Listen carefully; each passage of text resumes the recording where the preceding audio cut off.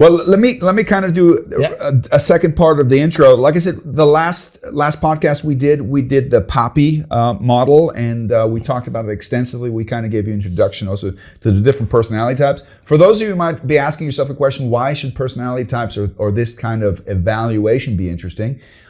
Because, as you mentioned, teams are so important. Understanding who you're working with, what motivates them, what their characteristics are, what the situational leadership style that you need, what kind of communication works best with them.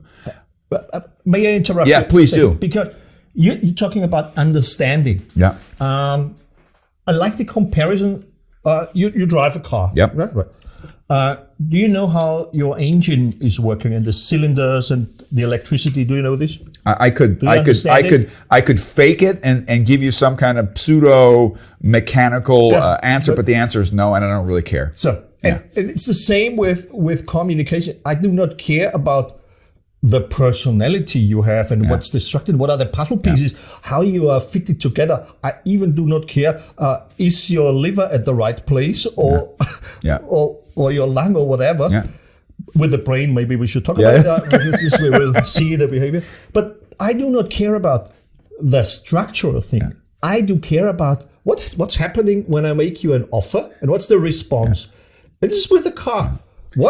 When I offer a little bit of speed to the car, what's the response of the car in this specific context on ice? In a steep I can tell that you're passionate about the topic, but I do want to make sure that we create a starting point so that we can, because you're already into the differentiation, and I want you to get into the differentiation, because I think there's a big difference if we're looking at POPI, if we're looking at DISC, or we're looking at the different other personality types.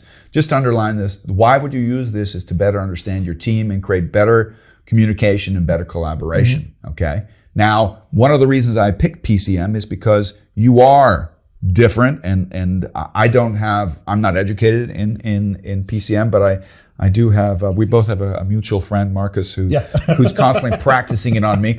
And I always thought, what I thought was very refreshing about his approach is very pragmatic. Yeah. So let's take a step back. So for those people out there who said, you know what, I'm looking at this personality type model, should it be DISC, or should it be this, or should it be that?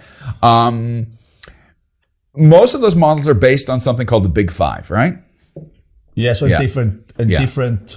What the heck is the Big Five again? Do you? No, I don't. Well, we if covered I say something wrong, I'd say nothing. We covered it in the last one, but maybe put into the screen real quick a summary of the Big Five.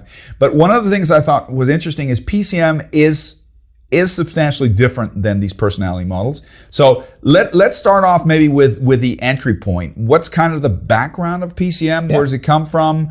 Let's maybe go through some of the basic frameworks, and then we can go into where's the differentiation. And most important, why we have you, because you've been a PCM master practitioner for how long now? For the master trainer for about 10 years. Okay. So, and I know this about you. He's really got extensive real life experience with it, and that's why we've invited him, so that he can kind of give you an insight. Is PCM the right thing for you?